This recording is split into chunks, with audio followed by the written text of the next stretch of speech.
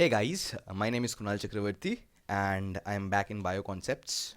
So today the topic that we are going to learn is mechanism of breathing. Now in mechanism of breathing, we have two stages. One is inspiration and the other one is expiration. Now what is the difference between inspiration and expiration? See, inspiration means inhalation of fresh air, of fresh air that is rich in O2. Okay. Another point in inspiration is that it is an active process. That means it requires energy. It requires energy. And this whole step is completed in 2 seconds. Next we have expiration. What is expiration? Expiration means exhalation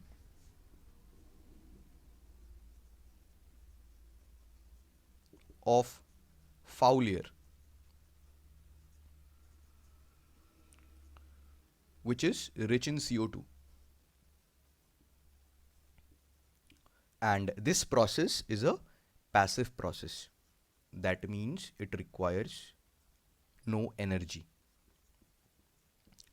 And this process continues for 3 seconds. Now coming to what are the muscles involved in inspiration and expiration. So if you consider normal inspiration and normal expiration, there are two muscles involved. One muscle is diaphragm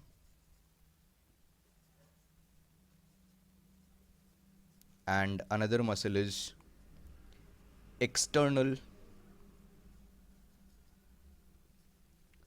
intercostal muscles. So let me take you to the diagram. So you can see in the diagram I have marked the muscles in red color. So this muscle is diaphragm. Now you can see there are two muscles. One is external intercostal muscle and another one is internal intercostal muscle. Now what is intercostal muscle? Diaphragm is actually it is present just below the thoracic cavity. But about intercostal muscle, the term intercostal, inter means in between and costal means rib. So the muscles that are present in between the ribs are known as intercostal muscle. Now if the muscle is present on the outer side of the rib, it is known as external intercostal muscle. So this one. And if the muscle is present in the inner side of the rib, then it is known as internal intercostal muscle.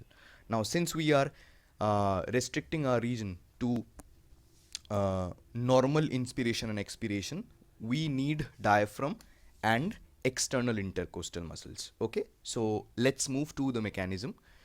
Here I'll teach you about inspiration and here I'll say you about expiration, right? So what is happening in inspiration? Let's come to inspiration first. So in inspiration, the diaphragm contracts. The diaphragm contracts. Now when the diaphragm contracts at that point of time, the diaphragm becomes flat. Okay, it becomes more flat. So it becomes more flat. It becomes more flat. At the same time, what is happening? The external intercostal muscle is also contracting.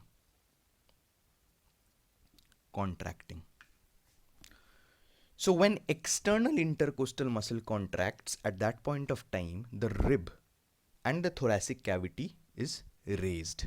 So ribs and thoracic cavity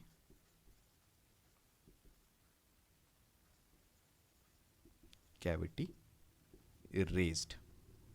So during these two events that is happening at the same time, These two events are actually changing the volume inside the pulmonary cavity. Let's see how. Now, this region of the body is the anterior region. This region is posterior. This one is ventral. And this one is dorsal.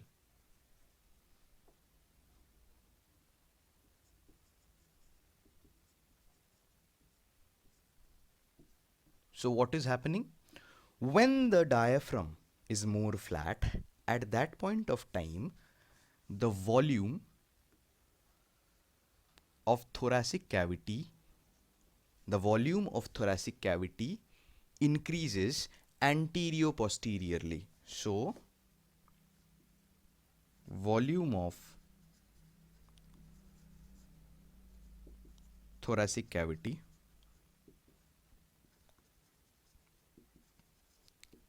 increases, but in which direction? Anterior-posteriorly.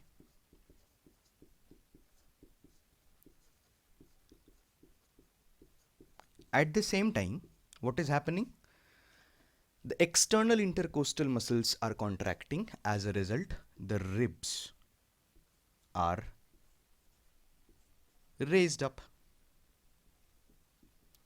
which results in increasing the volume in dorso-ventral axis, which increases the volume in dorso-ventral axis.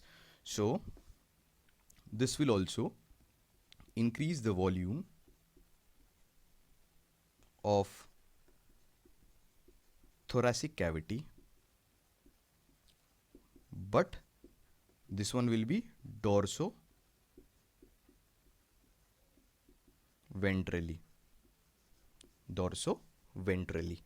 Now, since this is also increasing the volume of thoracic cavity and this is also increasing the volume of thoracic cavity, both in different direction, combining them, they will increase the volume of pulmonary cavity.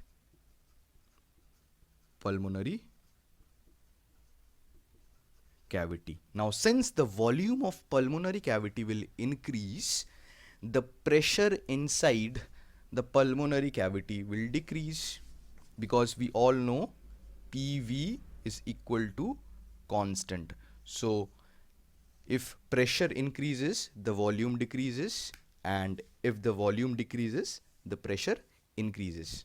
Now, so since the volume is increasing, the volume of the pulmonary cavity is increasing, so it will decrease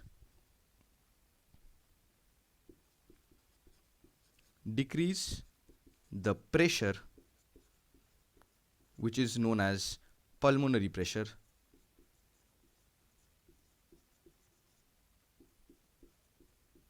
or I can write it down. Okay, let's write it down. Decrease the pulmonary pressure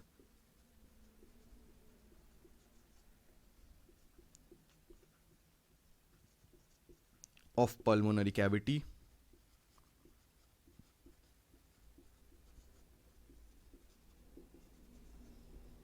okay. So decreasing of the pulmonary pressure in the pulmonary cavity, how much will it decrease? It will decrease, or it will go below the atmospheric pressure. So the atmospheric pressure will dominate.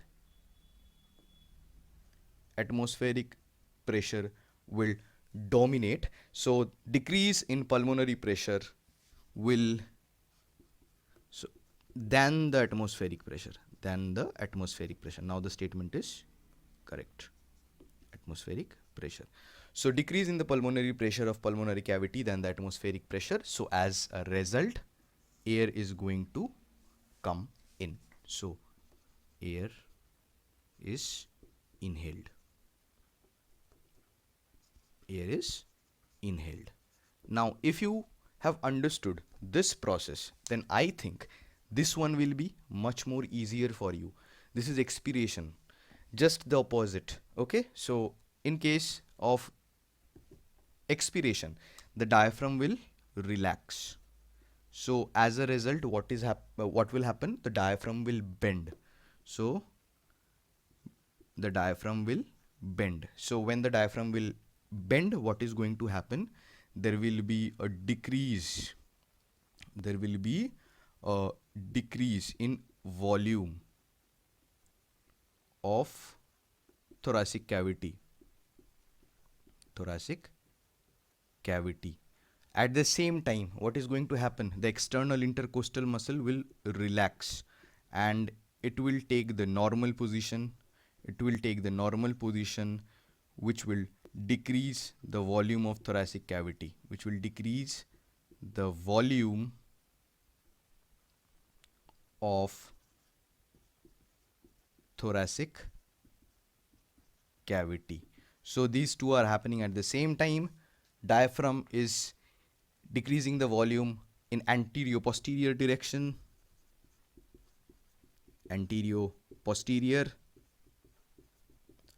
and the external intercostal muscle is decreasing the volume in dorsoventral axis. So this one is dorsoventrally,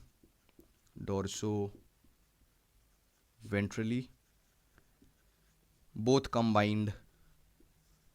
What is going to happen? Decrease volume in pulmonary cavity.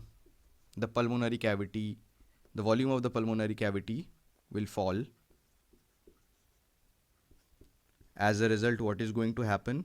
When volume decreases, at that point of time, the pressure will increase. So, increase in pressure in pulmonary cavity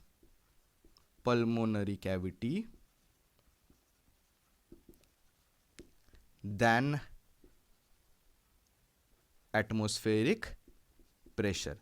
So at this point of time, the pressure inside the pulmonary cavity, that is the pulmonary pressure, has increased, and as a result, the air will be expelled out. So air will be expelled out. Expelled out. So this was about the mechanism of breathing. So in this lecture, I want to say another point, that is all about forceful expiration. Now in case of forceful expiration, remember, when you are forcefully expiring air, at that point of time, you have to decrease the volume more. Okay, so you have to decrease the volume of pulmonary cavity more. So in this case, when diaphragm is bending, at that point of time, the volume is decreased, but you need to still decrease the volume. So how will it happen? Now below the diaphragm, we have abdominal muscles. These are abdominal muscles. Now this abdominal muscles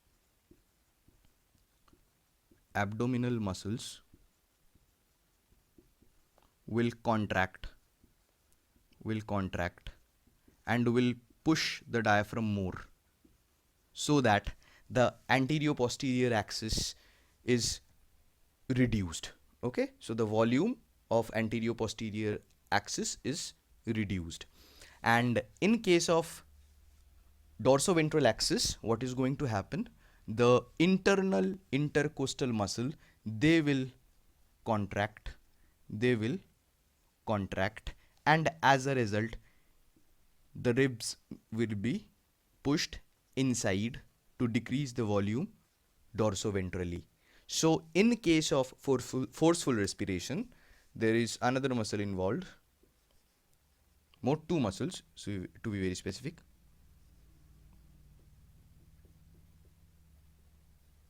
One is abdominal muscle,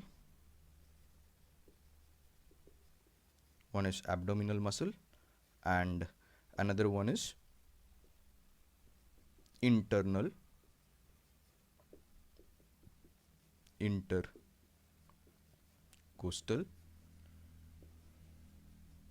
muscles. Both of them will contract.